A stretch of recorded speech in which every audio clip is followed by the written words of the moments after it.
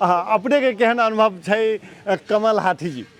अनुभव ई छै कि हम सब गांव घर में रही छली तहिया तो सब करीब इनार पोखरी के ये आइए के दिन में सफा भए छलै खेल में। अच्छा, आइए कथी छै कि अब अहाँ सब पोखरि गंदा सब साफ केने छी, इनार सब? हाँ कहने छी अखन तो हमर घर पर इनार है तो आई हमर साथी सब होती सफा करे। मतलब शहीद नगर पालिका की कतऽ? जनकपुर में? चारनाथ नगर पालिका। अच्छा, चारनाथ। हाँ, चारनाथ नगर पालिका में हमर इनार है हमरा घर में, अगर पानी पिए है तो आई के दिन में वो सफा है, सफा करके चूना रख दिलक सब चीज। ये कथी कि अपना सबके जे 10 वर्ष से गंगा सागर के सर सफाई 12 वर्ष संस्था 12 वर्ष ताहि हिसाब से हम सब अपना सब कोई ई पर्व मनाबै छी। आब कतौ देखे नहीं छी मटका फोड़ तो नया स्टाइल आ इहो करे छी लोग बुझलक स्टैंड करे है, तो ये सब है। अब जे लोग छी से अखन के हम महावीर मंदिर में छलिए तो लोटा में पानी धरलिए, बुढ़वा सबके पकड़ कहलिए हो आशीर्वाद द ना,